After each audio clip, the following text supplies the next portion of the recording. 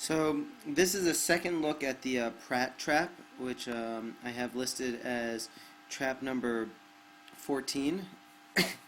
So I got an interesting comment from Brain Chiff. I apologize if I pronounced that wrong. Can you please post analysis for bishop takes f7 pawn check instead of the knight?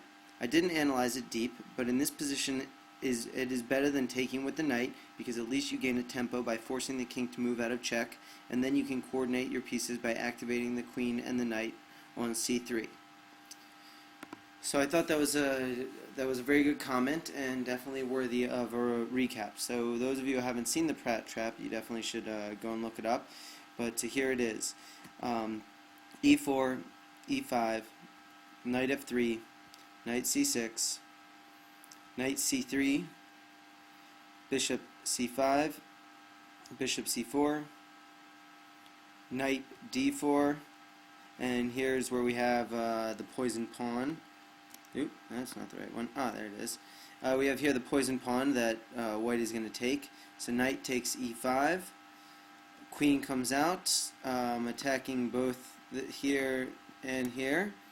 And how we had it in the trap before was that the knight jumped here to f7, forking the queen and the rook, allowing for the rook to take this hanging pawn here on, or this undefended pawn here on g2. So now we're going to look at what happens if white comes in and bishop takes f7 check. So now, first of all, the king can't go to d8, because then after the bishop takes, let's just play that out. King goes, new variation, king goes there, bishop takes, rook takes, and a beautiful fork. So this is just a no-no. Black's going to lose their queen. So let's see, what can black do in response to this? So now, if black travels to f8. Okay, so let's take a look at this variation here with bishop takes g8. So here we have bishop takes g8, queen takes g2, rook f1, king takes g8, and from here Fritz just suggests knight d3, d6, knight f4, knight f3 check, king e2, knight d2, etc. But at this point you kind of see that the fire of the attack has gone out, and black is in not such a good position here with his king kind of trapping his rook onto the side here. Another possibility in this situation is just to simply chalk up the white bishop as a loss and run away with the knight, but this doesn't look too favorable for for white here, because after king takes f7, some kind of move like d3 attacking, revealing an attack to the queen, we have here knight takes c2 check, which is offering up a knight trade.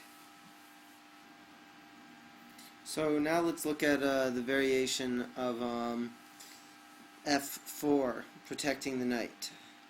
So this ends up just losing a piece as well, even though it's it's an attack on the queen. The weakness that it brings out on the king side isn't worth it. After queen takes g2, rook f1, queen takes h2, knight g4, attacking the queen, queen g3 check, rook f2, king f7, and there we lost the piece. And for our last variation here, we could say that, again, let's say that white just accepts the loss of one of his pieces as punishment for taking that pawn. So he just decides to be on the safe side and castle here.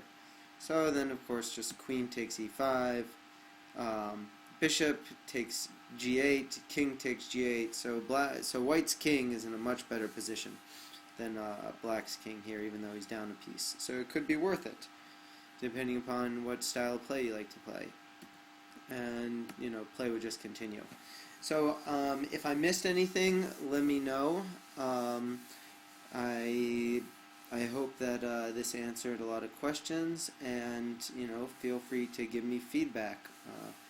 Alright, have a good one.